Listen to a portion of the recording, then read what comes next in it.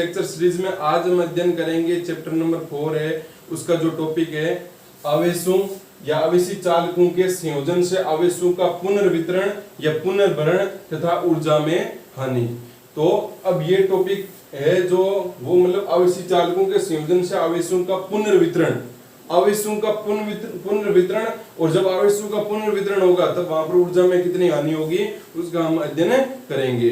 तो जो आपके नोट्स प्रोवाइड करवा रखे हैं वहां पर आपके ये टॉपिक नहीं करवा रखा है, आवेशी चालकों के संयोजन से आवेशों का पुनर्वितरण, ठीक है, पुनर्वितरण है वो नहीं करवा रखा है, ऊर्जा में हानि है वो करवा रखी है। तो आपको करना क्या है कि जो मैंने अभी हेडिंग डाली है वही आपको वापस से हेडिंग डालनी है, और जो मैं करवा रहा हूँ आपको उसी तरीके से करना है, ठीक है। जो आवेशों का पुनर्वितरण है ना उसको वहां तक करना है। फिर जब हम इसी के अंदर जो हमारा टॉपिक पढ़ेंगे कि आवेशित जो चालक है उनको संयोजन करेंगे, तो संयोजन से मतलब आवेशों के पुनर्भरण या पुनर्वितरण से ऊर्जा में क्या होने उसका आपको टॉपिक करवा रखा है। तो ये जो हम पहले पढ़ेंगे कि आवेशी चालकों को संयोजन कर देंगे तो उनके द्वारा आवेशों का पुनर्वितरण कैसे होगा, ठीक है। तो यहाँ पर देखो शुरू करते हैं, इसको अच्छे से आपको समझना है। तो इसके लिए हम क्या लेते हैं, दो आवेशित चालक लेते हैं, आवेशित चालक ए तथा बी, जिन पर आवेश Q1 तथा Q2 है तथा उनका विभव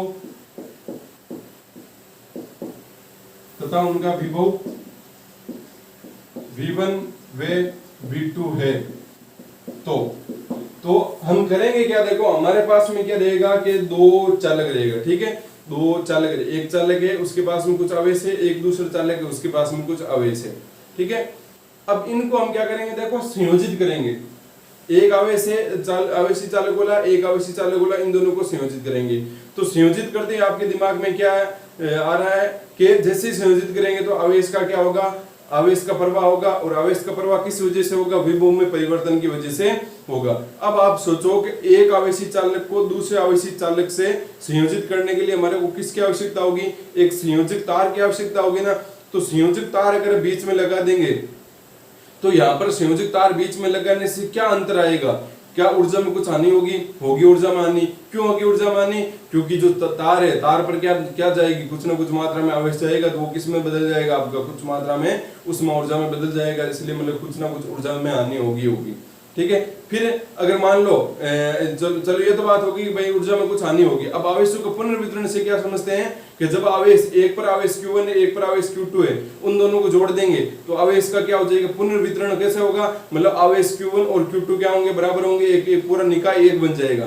तो वही हमारे को देखना है कि ये जब पुनर्वितरण हो जाता है तब उन पर जो आवेश है वो किस बात पर निर्भर करता है। तो उसी के लिए हम देखते हैं, देखो अभी करेंगे तो चीज समझ में आ जाएगा। तो आपको पहले यही लिखना है कि आवेशी चालक ए तथा बी, माना आवेशी चालक ए तथा बी जिन पर आवेश क्या है, ए Q1 Q2 तथा उनका विभव क्या है, V1 V2 है। तो यहाँ पर देखो क्या होगा, आपके पास में एक आवेशी चालक है, ठीक है, इसके पास में जो आवेश है वो है Q1, आवेश क्या है Q1 है, ठीक है, Q1 आवेश है, और विभव क्या है इसका, V1 है। और इसी प्रकार से आपके पास में एक कोई अन्य जो आवेशित चालक है जिसको पास में जो आवेश है वो क्या है, Q2 है, और उसका विभव क्या है, V2 है, इसका आवेश Q2 और विभव क्या है, V2 है। तो यहाँ पर पहले और इसकी धारिता मान लेते हैं कितनी है, C1 है, और इसकी धारिता क्या होगी, C2 होगी। भाई कोई भी आवेशी चालक बोला उसकी क्या होती है, धारिता तो होती है ना, एक आवेश ग्रहण करने की एक अधिकतम सीमा तो होती है ना, कि ऐसे थोड़ी है कि कोई भी चालक होगा वो आवेश ग्रहण करता जाएगा, ऐसा नहीं होगा ना। तो इसलिए यहाँ पर क्या होगा, इसकी धारिता C1 और इसकी C2 होगी, इसमें कोई कंफ्यूजन, इसका आवेश Q1, इसका आवेश Q2, इसका विभव V1, इसका विभव V2, इसकी धारिता C1, इसकी धारिता C2, ठीक है। अब हम यहाँ पर पढ़ेंगे कि संयोजन से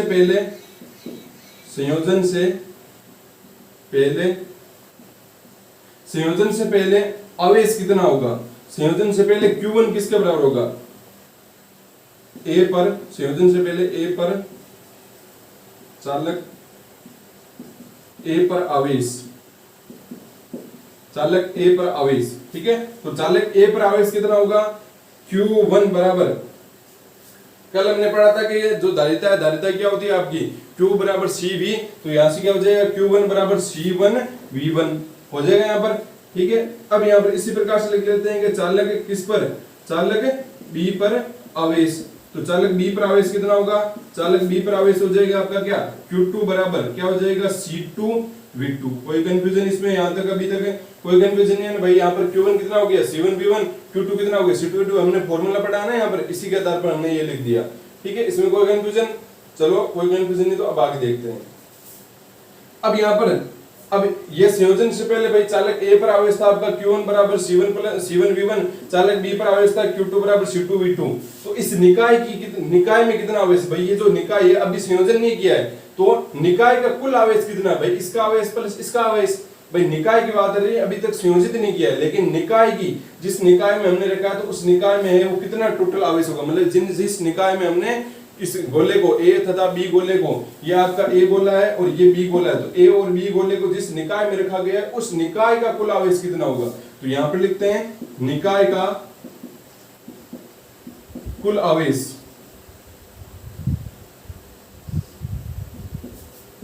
निकाय का कुल आवेश।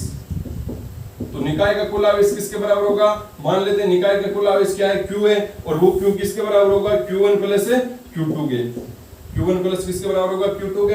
तो यहां से क्या हो जाएगा Q बराबर, Q1 का मान क्या है, Q1 का मान है C1V1, तो ये रख दो C1V1 प्लस Q2 का मान क्या है C2V2, तो C2V2 ये क्या आ गया आपका निकाय का कुल आवेश आ गया जब निकाय हो या जो भी है A तथा B है जब संयोजन की स्थिति में नहीं थे, मतलब संयोजन से पहले, मतलब जिनको हमने संपर्क में नहीं ले रखा था। तो इतना समझ में आया, दो आवेशी थे हमारे पास में चालक है, उनके पास में ये उनकी कंडीशन है। फिर संयोजन से पहले हमने देख लिया कि इस A गोले पर है वो कितना, चालक A पर कितना आपका आवेश है Q1 बराबर C1V1 हो गया, चालक B पर ये हो गया। अब इस पूरे निकाय का जब संयोजन से पहले तो पूरे निकाय का है वो आवेश कितना होगा, तो वो हमने देख लिया यहाँ पर Q बराबर क्या आ गया C1V1 प्लस C2V2 हो गया। इसमें कोई कंफ्यूजन, चलो कोई कंफ्यूजन नहीं है। तो अब करते हैं आगे, लिखते हैं अब कि अब हमने क्या कर दिया, इसको संयोजित कर दिया, यहाँ पर इसको क्या कर दिया संयोजित कर दिया। तो संयोजन चालक, इसे लिखते हैं चालक A तथा B को एक नगण्य धारिता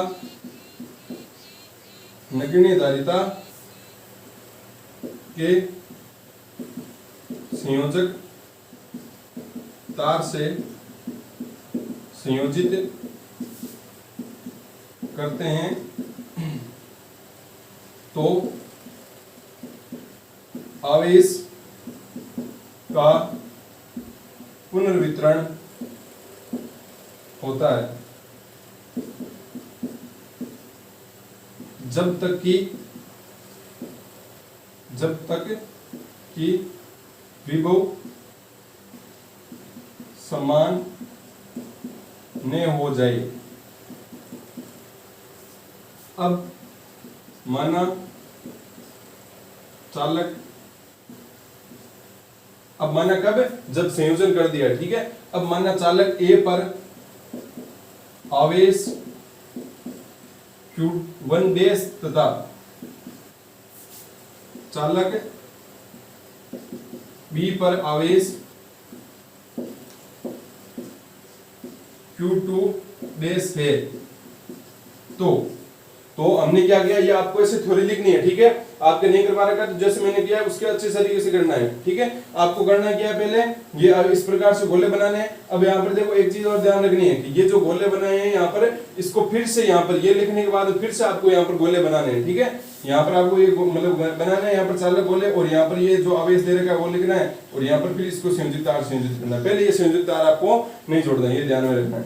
अब देखो आगे क्या करना है कि चालक B पर जो आवेश है वो Q2 डैश है, तो अब यहाँ पर Q1 डैश और Q2 डैश है वो कितने होंगे, तो वो देखते हैं यहाँ पर। तो देखो आगे कि चालक A पर कितना आवेश होगा, चालक A पर आवेश माना है Q1 डैश, तो Q1 डैश। अब एक बात सोचो, हमने इसको संयोजित कर दिया, क्या कर दिया, इसको संयोजित कर दिया, तो आवेश का क्या होगा, पुनर्वितरण होगा, मतलब आवेश क्या होगा, आदान प्रदान होगा। भाई दो संयोजक है, सीधी सी बात है, वहां पर आवेश अगर बराबर नहीं है तो इसका मतलब वहां पर क्या होगा, उन्हें आवेश का पुनर्वितरण होगा। वो किसकी वजह से होगा, वो विभव में असमानता की वजह से होगा। मतलब विभव जब तक समान नहीं होगा तब तक आवेश का है वो क्या होता रहेगा, वितरण होता रहेगा या पुनर्भरण होता रहेगा। तो यहाँ पर क्या होगा, आवेश इसका Q1 है, इसका आवेश Q2 है। अब जब इसको संयोजित कर दिया तो संयोजित करने पर ये जो इसका विभव V1 है और ये V2 है। अब विभव V1 और V2 है, अगर संयोजित हो गया तो इसका मतलब विभव V1 और V2 क्या हो गया, आपके एक हो गए। कहने का मतलब उभयनिष्ठ विभव हमारे पास में आ गया। वो क्या आ गया, उभयनिष्ठ विभव हमारे पास में V आ गया। ठीक है, एक काम करना, इसको समीकरण दे देना 1। ठीक है, तो यहाँ पर हमारे पास में जब इसको संयोजित कर दिया तो इसका विभव V1 नहीं रहा और इसका विभव V2 नहीं रहा, क्योंकि अब संयोजित कर दिया तो इसका विभव भी V और इसका विभव भी V। क्योंकि अगर यहाँ पर V और V दोनों का विभव अगर समान होगा तभी तो यहाँ पर जो मतलब वितरण है वो रुकेगा ना, उससे पहले वितरण थोड़ी रुक जाएगा, नहीं रुकेगा ना। तो इसलिए यहाँ पर मान लेते हैं जब संयोजित कर दिया, संयोजित करने के पश्चात उनका विभव क्या हो गया भाई, संयोजित कभी ना कभी तो क्या होगा, समान तो होगा ना। ऐसे थोड़ी कि समान ही नहीं होगा, कभी ना कभी समान होगा ना। तो वो समान होगा तो दोनों का विभव समान कर दिया, तो इसका मतलब हमारे पास में दोनों के पास विभव हो गया V और V। V1 और V2 क्यों नहीं आया, क्योंकि V1 और V2 तो अलग अलग था जब हमने इसको संयोजित नहीं कर रखा था। और जब इसको संयोजित कर दिया था आवेश कितना हो गया, इस पर Q1 डैश हो गया और इस पर भी कौन सा हो गया, Q2 डैश हो गया। तो अब हमारे को Q1 डैश का मान चाहिए, तो Q1 डैश किसके बराबर होगा बताओ, Q1 डैश। अब धारिता तो वही रहेगी ना, C1 रहेगी और इसकी क्या रहेगी, C2 रहेगी। तो यहाँ पर क्या होगा आपका Q1 डैश, तो Q1 डैश किसके बराबर, Q बराबर होता है आपका CV। C कितना है आपका, C1 है और प्लस V। V कितना है आपका, V1 लिखूं मैं, नहीं V1 नहीं है, यहाँ पर क्या है, V है इसका। ये समझ में आ गया ना भाई। दोनों आवेशित चालकों को संयोजित कर दिया, संयोजित करने पर क्या होगा, वहां पर आवेश का वितरण होगा। कब तक वितरण होगा, जब तक कि V1 और V2 बराबर नहीं हो जाए। अब अगर मान लो वितरण पूरा हो गया तो V1 और V2 बराबर हो गए, तो V1 और अगर V2 बराबर हो गए तो उसको हमने क्या मान लिया, V मान लिया भाई। V1 V2 बराबर हो गए तो उसको क्या मान लिया, V मान लिया। दोनों का उभयनिष्ठ विभव हो गया V। ठीक है, तो और अब मान लेते भाई संयोजित हो गए तो इस पर कुछ ना कुछ आवेश रहेगा, इस पर कुछ ना कुछ आवेश रहेगा। ठीक है, वो निकाय टोटल आवेश तो किसके बराबर होगा, Q1 डैश प्लस Q2 वो हो जाएगा। लेकिन इस पर कुछ आवेश रहेगा तो वो आवेश कितना रहेगा इस A गोले पर, तो वो मान लिया भाई Q1 डैश बराबर, इसकी धारिता C1 ही रहेगी यहाँ पर, तो C1 और इनटू क्या हो जाएगा आपका V हो जाएगा। V1 नहीं लिखूंगा मैं। और इसी प्रकार से Q2 कितना आ जाएगा, Q2 डैश कितना आ जाएगा, Q2 डैश आएगा, इसकी धारिता कितनी है, C2 है और विभव कितना है, V। समझ में आ गया। अब देखो आगे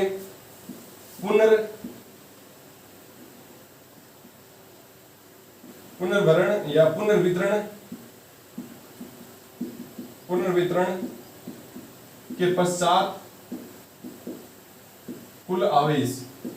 ये तो जा वो क्या था, निकाय का कुल आवेश था जब ये संयोजन की अवस्था में नहीं था। अब यहाँ पर लिखेंगे कि पुनर्वितरण के पश्चात कुल आवेश। तो पुनर्वितरण के पश्चात कुल आवेश कितना होगा, तो पुनर्वितरण के पश्चात मान लेते हैं आवेश आपका क्या होगा, Q होगा।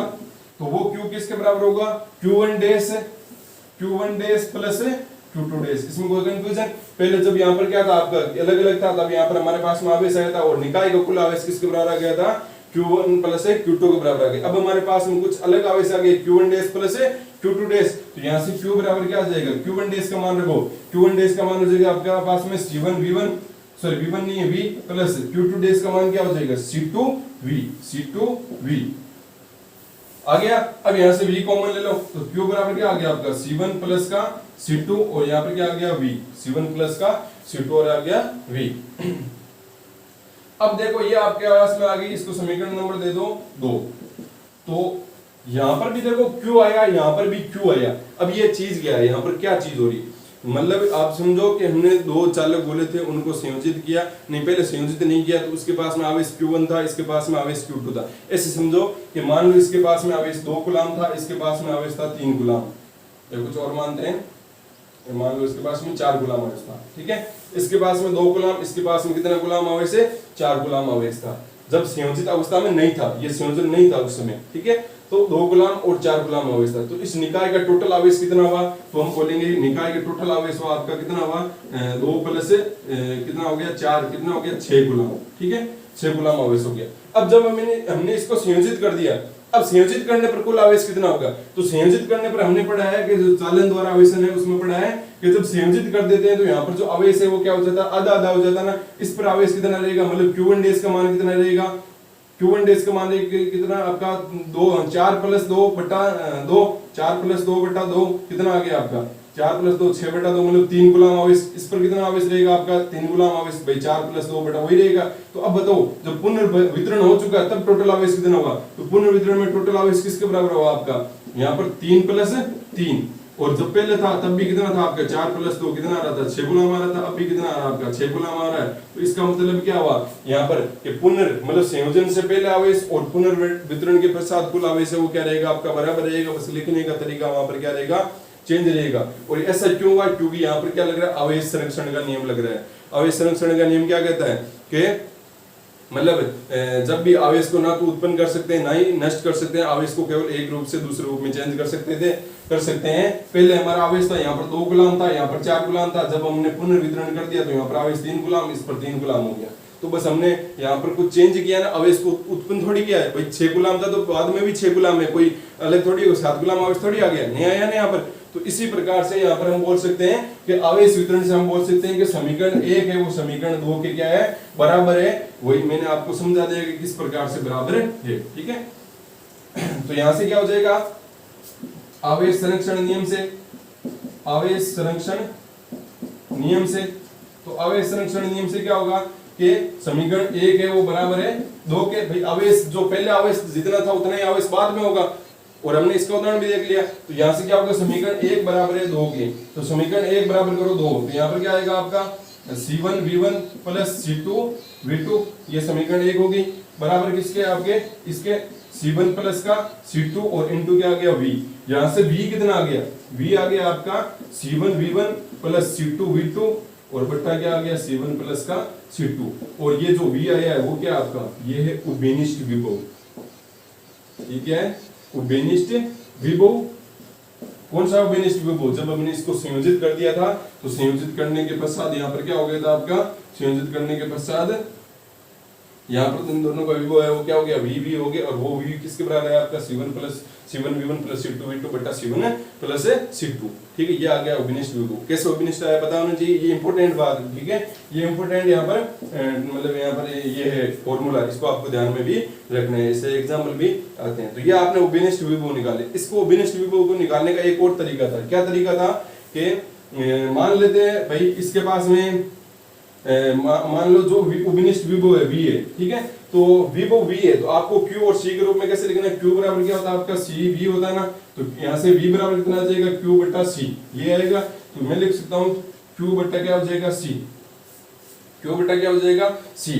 अब V बराबर आवेश आपका कितना था, आवेश था आपका इसमें टोटल आवेश कितना था ये था, तो यहाँ पर क्या लिख देता आप C1V1 + का C2V2 बटा ये C क्या आपकी कुल धारिता है। तो फिर इसकी हमने देखो इसकी धारिता C1 है और इसकी धारिता C2 है, इसकी धारिता C1 है इसकी धारिता C2 है, तो कुल धारिता किसके बराबर होगी C1 + C2 के बराबर होगी कि नहीं होगी। यहाँ पर इसकी धारिता C1 इसकी धारिता C2, तो कुल धारिता किसके बराबर होगी, इसकी धारिता प्लस इसकी धारिता C1 + C2। अब यहाँ पर एक चीज और है कि यहाँ पर हम कर रहे हैं दो गोलों के धारिताओं का योग।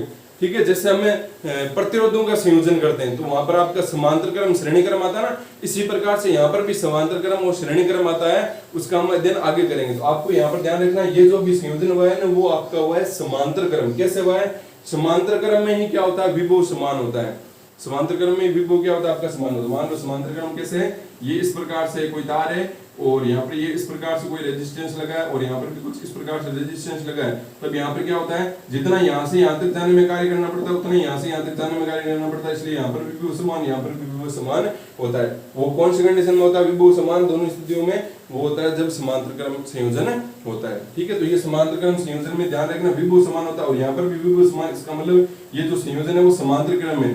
और जब भी संधारित्र या कुछ गोलीय चालक आवश्यक गोलीय चालकों को संयोजित करते हैं और जन विभव समान है तो यहाँ पर है जो इसका धारिता का है वो थोड़ा सा जो प्रतिरोध होता है उससे उल्टा होता है।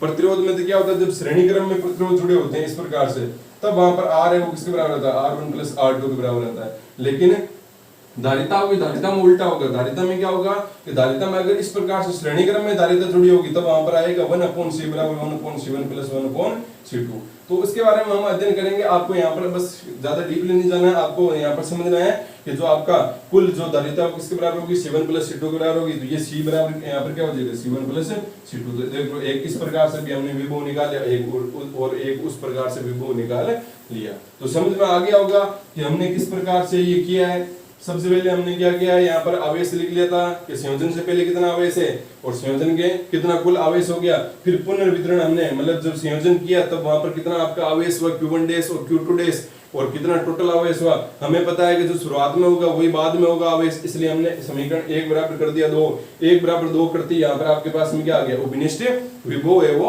आ गया। ठीक है, ये समझ में आ गया होगा। अब इसका आप ले लो फटाफट से स्क्रीनशॉट 2 सेकंड के अंदर, ताकि वो हम क्या कर सके, जो आप नोट्स के अंदर इसको अच्छे से लिख सको। ऐसे ही आपको लिखना है, ये जो पहले हेडिंग है वो आपको ऐसे ही लिखनी है। ठीक है, ले लिया होगा। चलो अब आगे हम करते हैं, इसको मिटा देता हूं मैं।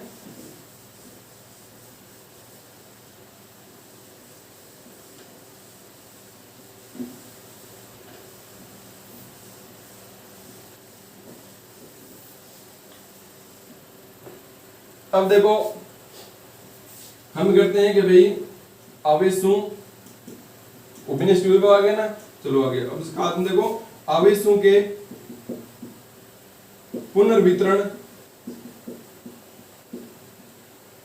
तथा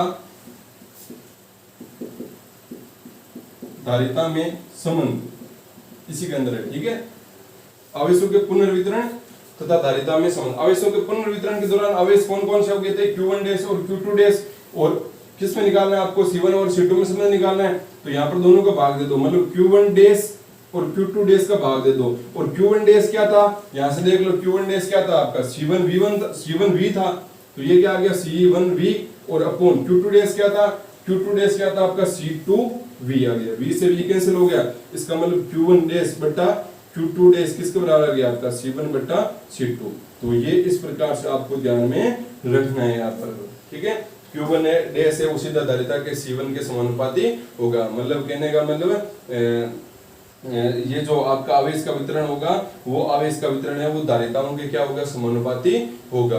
तो जिसकी धारिता ज्यादा होगी उसके लिए आवेश Q1 डैश आ जाएगा, जिसके लिए भी जो भी मतलब होगा कंडीशन होगी, मतलब समानुपाती रूप से ये Q1 डैश समानुपाती है C1 के, Q2 डैश समानुपाती है C2। ये भी एक इंपॉर्टेंट बात है जो आपको ध्यान में रखनी है। ठीक है, बस आपको तरीका याद रखना है कि हमने किया क्या है। पहले संयोजन से पहले आवेश निकाल लिया और वहां पर कुल आवेश निकाले। संयोजन से पहले अलग अलग पर आवेश निकाला, कुल आवेश निकाला।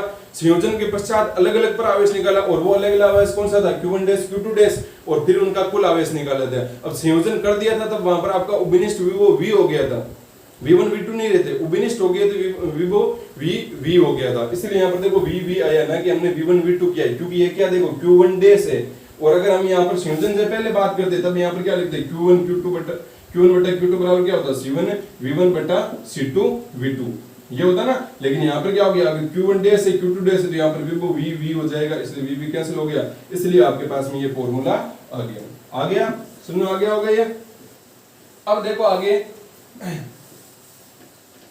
ये तो हमने देख लिया था कि भाई जब आवेशों का वितरण होता है, पुनर्वितरण होता है, तब आपके पास में Q1 डैश और Q2 डैश और C1 और C2 में क्या संबंध आता है। अब मान लेते हैं कि जैसे जो आपका चालक A है और चालक B है, पहले उनका विभव क्या था, V1 था।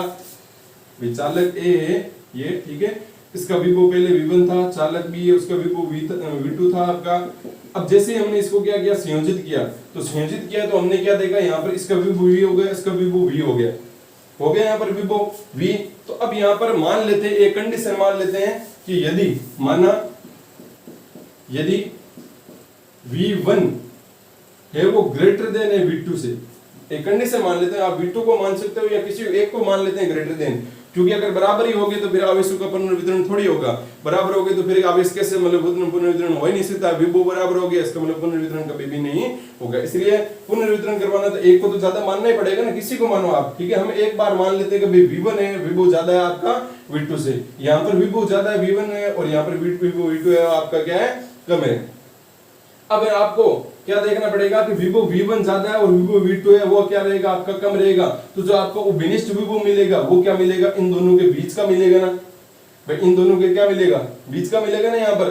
तो जैसे मान लो 5 वोल्ट था और ये कितना है, 2 वोल्ट है। ठीक है, 5 वोल्ट और 3 वोल्ट है। ठीक है, तो 5 वोल्ट आपका क्या ज्यादा है और 3 वोल्ट क्या कम है। अब अगर हमारे को इनका ओबिनिस्ट विभव निकालना है तो ओबिनिस्ट विभव मतलब क्या होगा आपका V1 प्लस V2 बटा कितना करते हैं 2 करते हैं तो कितना हो गया 5 प्लस 3 बटा 2 कितना हो गया आपका 4 वोल्ट आ गया भाई 5 3 कितना होता है 8 बटा 2 मतलब 4 वोल्ट आ गया 4 वोल्ट आ गया। तो यहाँ से क्या पता चल रहा है कि जो आपका ओबिनिस्ट विभव V आया है वो क्या है आपका यहाँ पर जो V1 है वो सबसे ज्यादा है देख लो 5 वोल्ट है। फिर उसके बाद में कौन है आपका V है और सबसे कम कौन सा है V2 है।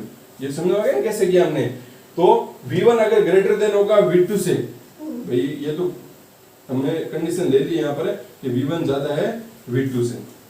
ये भी कंडीशन आ गई कि जो आपका ओबिनिस्ट विभव आएगा वो क्या आएगा इससे तो कम आएगा लेकिन V2 से क्या आएगा ज्यादा आएगा। अभी एग्जांपल करके मैंने बता दिया आपको ठीक है। अब ये कंडीशन आ गई। अब यहाँ पर हमें करना है क्या है हमें करना है कि चालक A के विभव में परिवर्तन कितना हुआ। भाई पहले उसका विभव V1 था पहले उसका विभव V1 था क्या उसके संयोजन के पश्चात विभव उसका V1 ही था नहीं था विभव V1 कितना था अब V था। तो ये पहले V1 था अब V हो गया तो इसका मतलब परिवर्तन कितना हुआ उस गोले के चालक A गोले के विभव में कितना परिवर्तन हुआ। तो हम यहां पर लिखेंगे चालक A के विभव में परिवर्तन। अगर मैं बात करूं फिर से वही कि इसको 5 वोल्ट दिया था इसको 3 वोल्ट दिया था ओबिनिस्ट कितना है 4 वोल्ट आया कि नहीं आया। मतलब जब संयोजन कर दिया पहले इसका संयोजन से पूर्व इसका वोल्ट था 5 वोल्ट संयोजन के पश्चात हो गया आपका 3 वोल्ट और जब संयोजन से पहले भी इसका भी 3 वोल्ट और जब हमने इसका संयोजन कर दिया तब यहाँ पर इसका विभव हो गया 4 वोल्ट और इसका भी विभव हो गया 4 वोल्ट। अब मैं बोलूं ये भी आपका ए गोला ये बी गोला। अब मैं बोलूं कि जो आपका ए गोला है ए गोले के विभव में कितना परिवर्तन हुआ तो आप क्या बोलोगे फटाफट से कि 5 और यहाँ पर पहले 5 था अब 4 हो गया इसका मतलब विभव का परिवर्तन कितना हुआ 1 वोल्ट हुआ। लेकिन वो 1 वोल्ट निकाला कैसे 5 में से आपने क्या घटाया 4 घटाया इसका मतलब V1 में से आपने क्या घटाया V घटाया क्या घटाया V1 में से क्या घटाया आपने V घटाया है। तो यहाँ पर लिखेंगे कि चालक A के विभव में परिवर्तन उसको क्या लिख देंगे डेल्टा V1 ये लिख लेते हैं। तो डेल्टा V1 किसके बराबर आएगा V1 में से क्या घटा दो आप V घटा दो। भाई ये ए गोला है ए गोले के विभव में परिवर्तन कितना होगा तो आप यहाँ पर क्या बोलोगे भाई 1 वोल्ट का विभव परिवर्तन होगा क्योंकि आपको यहाँ पर दिख रहा है कि यहाँ पर 5 है यहाँ पर 4 है इसका मतलब एक का ही तो अंतर आया है ना। एक वोल्ट के विभव में अंतर आया ना यहाँ पर कोई कमी ज्यादा है वो उसकी बात नहीं कर रहे हैं हम यहाँ पर कर रहे हैं कि विभव में कितना परिवर्तन आया है। तो यहाँ पर आपको दिख रहा है कि 1 वोल्ट का परिवर्तन आया तो उसको 1 वोल्ट को निकाला कैसे 5 - 4 किया ना और 5 क्या है आपका 5 है आपका V1 और जो 4 है वो क्या है आपका V है। तो 5 में से ही 4 घटा के आपके पास में क्या आया जो आपका विभव में परिवर्तन आया ना तो यहाँ पर भी क्या आएगा आपका ये विभव में परिवर्तन आएगा। तो यहाँ से क्या आएगा डेल्टा V1 बराबर V1 माइनस का V। अब यहाँ पर देखो क्या हो जाएगा डेल्टा V1 बराबर V1 का मान रखो V1 तो रहना तो V1 का मान है नहीं हमारे पास V1 माइनस का V का मान ये रहा हमारे पास में रखो यहाँ पर क्या हो जाएगा C1 V1 plus C2 V2 upon क्या हो जाएगा C1 प्लस का C2। अब इसको देखो आगे सोल्व करते हैं। ये तो समझ में आ गया होगा इसको तो मिटा देता हूं मैं हैं। यहाँ पर क्या माना यदि V1 ग्रेटर देन होगा V2 और यहाँ पर ये बना लेना कि इसका विभव V है आवेश हो गया इस पर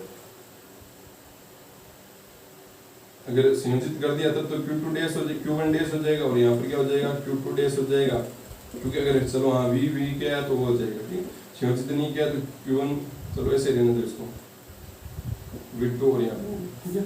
अब देखो यहाँ पर क्या हुआ कि चालक A के विभव में कितना परिवर्तन हुआ तो डेल्टा V1 बराबर V1 माइनस V। अब इसको आगे देखो सोल्व करते हैं कैसे सोल्व होगा ये यहाँ पर क्या हो जाएगा डेल्टा V1 बराबर अब इसको क्या करता है यहाँ पर क्या लेसे ले लो तो ऊपर क्या आ जाएगा आपका V1 C1 प्लस C2 और माइनस का C1 V1 plus C2 V2 upon क्या आ जाएगा C1 प्लस का C2 डेल्टा V1 बराबर इसको क्या गुणा करोगे तो यहाँ पर क्या आएगा इसको सीधा गुणा कर लो क्या आ जाएगा आपका C1 V1 प्लस का C2 V2 आ गया ना।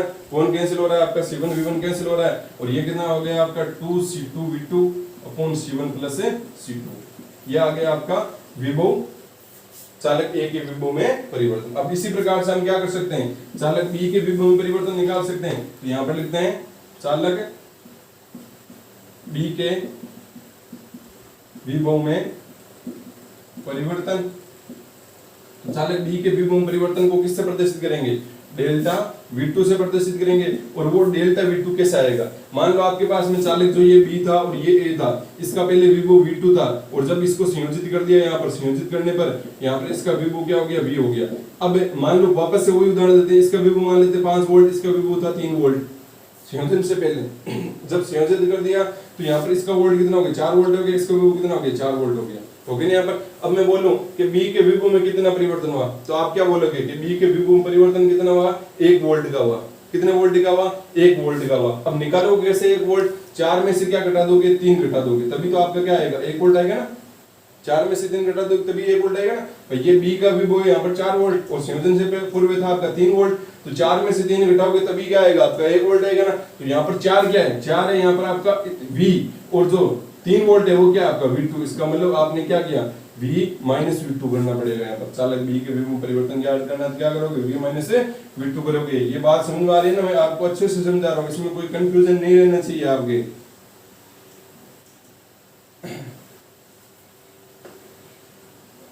ये क्या था आपका डेल्टा V1 था। अब यहाँ पर देखो मान रखते हैं डेल्टा V2 बराबर, इसको समीकरण नंबर दे दो, वहां पर 2 दिए ना, यहाँ पर इसको 3 दे दो, ठीक है।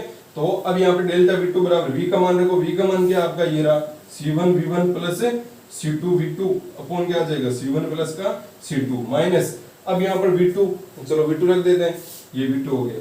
अब यहाँ पर क्या होगा, डेल्टा V2 बराबर, इसका लेसे ले लो C1, पहले तो ये लिख देते हैं C1 V1 plus C2 V2, लेसे लोगे तो क्या हो जाएगा C1 V2 और माइनस का C2 V2, ये आएगा ना, और नीचे क्या आ जाएगा C1 प्लस का C2, ये आने वाला ना C1 V2, चलो ये हो गया। अब देखो यहाँ पर जो कैंसिल हो रहा है उसको काट दो, कौन कैंसिल हो रहा है यहाँ पर, कैंसिल हो रहा है आपका C2 V2 क्या हो रहा है आपका, कैंसिल हो रहा है, और ये कैंसिल नहीं हो रहा है यहाँ पर। चलो अब आगे इसको हम करते हैं। यहां से आपके पास में आ जाएगा डेल्टा V2 बराबर, डेल्टा V2 बराबर क्या आ जाएगा, डेल्टा V2 बराबर C1 V1 माइनस का C1 V2 अपॉन क्या आ जाएगा, C1 प्लस का C2। तो यहाँ से डेल्टा V2 बराबर, जो कॉमन आ रहा है उसको कॉमन ले लो, C1 कॉमन आ रहा है, क्या हो जाएगा V1 माइनस का V2 और अपॉन क्या आ जाएगा C1 प्लस का C2। ये इसको दे दो समीकरण नंबर 2। ये क्या आ गया आपका, समीकरण नंबर 2 आ गया, ठीक है। अब देखो यहाँ पर समीकरण 3 और सॉरी 2 ने समीकरण इसको कितना देना है, 4 देना है। समीकरण 3 और 4 का क्या करना है, आपको भाग देना है। चलो देते हैं यहाँ पर कैंसिल, तो यहाँ पर 2C2 V2, रुको कहीं मिस्टेक किया ना, ये V1 ग्रेटर देन V2, चलो ये हो गया delta V1 minus V minus का, चलो ये हो गया, और ये आया सॉरी देखो यहाँ पर क्या होगा, ये माइनस है ना, तो ये पूरे के माइनस है नहीं यहाँ पर, तो यहाँ पर क्या होगा, थोड़ा सा ये मिस्टेक हो गया, इसको मैं रफ कर देता हूँ। यहाँ पर क्या हो जाएगा, देखो ये यहाँ पर पूरे पर माइनस था ना, इसलिए जब ये लेसे लेंगे तो ये तो C1 V1 plus V1 C2 होगा, ठीक है। ये देखो थोड़ी सी मिस्टेक कर दी यहाँ पर, सॉरी, इसको चलो वापस लिख लेते हैं। क्या हो जाएगा यहाँ पर, डेल्टा V1 बराबर, यहाँ पर क्या हो जाएगा आपका V1, चलो इसको गुणा कर देते हैं, ये क्या हो जाएगा आपका C1 V1 और ये गुणा होगा तो क्या आएगा प्लस का C2 V1 माइनस, अब माइनस दोनों के जगह ना यहाँ पर, तो माइनस दोनों को लेके क्या आएगा यहाँ पर माइनस का C1 V1 माइनस का C2 V2 और अपॉन में क्या आ जाएगा आपका C1 प्लस का C2, ठीक है। अब जो कैंसिल हो रहा है उसको काट दो, तो यहाँ से डेल्टा V1 बराबर, कौन कैंसिल हो रहा है आपका, C1 V1 से कैंसिल हो रहा है, और यहाँ पर क्या आ गया आपका C2 V1, तो यहाँ पर C2 को कॉमन ले लो, इन दोनों में C2 को कॉमन ले लो, क्या आ गया V1 माइनस का V2 अपॉन C1 प्लस का C2। आगे यहाँ पर कोई कंफ्यूजन नहीं, इसको समीकरण दिया था 3। अब आपका सही है, ठीक है। अब दे दो आप समीकरण 3 भाग 4 से, तो 3 भाग 4 करोगे तो यहाँ पर क्या आएगा, डेल्टा V1 बट्टा डेल्टा V2, वो किसके बराबर आएगा, डेल्टा V1 बट्टा V2 करोगे तो ये जो V1 minus V2 C1 plus C2 है, ये आपस में दोनों कैंसिल हो जाएंगे। कहने का मतलब ऊपर क्या आएगा आपका ऊपर आएगा आपका C2 और नीचे आएगा C1 और ये आ गया आपके पास में फॉर्मूला। और ये इससे क्या पता चलता है, इससे ये पता चलता है कि जो आपके जब हमने चालक A और B के जो गोले हैं उनको जब संयोजन में लाया, संयोजन की स्थिति में लेकर आए, तब वहां पर जो चालक A के विभव में परिवर्तन हुआ है और चालक B के विभव में परिवर्तन हुआ है, चालक A के विभव में परिवर्तन, चालक A के विभव में परिवर्तन और चालक B के विभव में परिवर्तन का अनुपात धारिताओं के क्या होता है, व्युत्क्रमानुपाती होता है। ये देखो delta V1 व्युत्क्रमानुपाती C1, delta V2 व्युत्क्रमानुपाती है C2 और जो हमारा Q1 डैश बटा Q2 डैश आया था वो क्या आया था आपका C1 बटा C2। यहाँ पर समानुपाती थी आवेशों के, ठीक है। जब संयोजन कर दिया, संयोजन के पश्चात जो आवेश आएंगे वहां पर जो आवेश होंगे तो क्या होगी, जो आपकी धारिताएं हैं वो क्या होगी, सीधी समानुपाती होगी, लेकिन विभव है वो धारिताओं के क्या होगा, व्युत्क्रमानुपाती होगा। यहाँ पर देख रहा है कि डेल्टा V1 है वो C1 के क्या व्युत्क्रमानुपाती है, डेल्टा C2 है वो डेल्टा V2 है वो क्या C2 के व्युत्क्रमानुपाती है। क्या यहाँ पर कोई कंफ्यूजन? और इसको याद रखने का सीधा तरीका है कि Q बराबर क्या होता है आपका CV होता है, Q बराबर क्या होता है CV होता है। यहाँ पर सीधा दिख रहा है कि अगर C आपका मान लो नियत रहता है तो Q समानुपाती है किसके, C के, जो ये बात सिद्ध हो रही है हमारी। और अगर मान लेते हैं यहाँ पर आपका Q एक बार नियत है, ठीक है, क्योंकि जब आवेश का वितरण हो चुका है तब Q नियत हो गया, तब यहाँ पर देख पा रहे हो कि यहाँ पर C भी आ जाएगा और यहाँ से क्या हो जाएगा आपका V को नीचे भेज दो तो 1/V बराबर क्या हो जाएगा C। यहाँ से देख पा रहे हो कि V और C एक दूसरे की क्या है, व्युत्क्रमानुपाती है। और ये कब हुआ, जब संयोजन कर दिया। और ये डेल्टा V1 क्या आपका, डेल्टा V1 है चालक A के विभव में परिवर्तन और डेल्टा V2 है चालक B के विभव में परिवर्तन। ये जो दोनों विभव में परिवर्तन है वो इनकी धारिताओं के क्या होते हैं, व्युत्क्रमानुपाती होते हैं। क्या होते हैं, व्युत्क्रमानुपाती होते हैं, ठीक है। तो ये हो गया आपका चालक आवेशी चालकों के संयोजन से आवेशों का पुनर्वितरण। और जो ऊर्जा में हानि है, ऊर्जा में हानि है वो हम जो अगला हमारा वीडियो लेक्चर आएगा उसमें हम अध्ययन करेंगे। तो आप इसका एक बार फटाफट से स्क्रीनशॉट ले लो ताकि आपको आसानी रहे। इसको मैं मिटा देता हूं और अंत में आपको क्या लिखना है, अंत में आपको लिखना है इसके बारे में स्क्रीनशॉट ले दो। अंत में लिखना है उस लाइन के बाद में कि चालक A का विभव, चालक A के विभव में परिवर्तन तथा चालक B के विभव में परिवर्तन का जो अनुपात है वो उन चालक A और B के धारिताओं का क्या होता है, व्युत्क्रमानुपाती होता है, ठीक है। स्क्रीनशॉट ले लिया तो चलो अच्छी बात है। इसको आपको क्या करना है, आपके नोट्स के अंदर नहीं करवा रखा है तो आपको इसको अच्छे से वो करना है। कुछ अगर थोड़ी प्रॉब्लम तो आपकी जो बुक है वहां से भी आप सहायता ले सकते हो, वहां पर भी ये आपको मिल जाएगा, ठीक है। और इससे जो अगला वाला टॉपिक है वो हम अगला जो वीडियो लेक्चर आएगा उसमें हम अध्ययन करेंगे।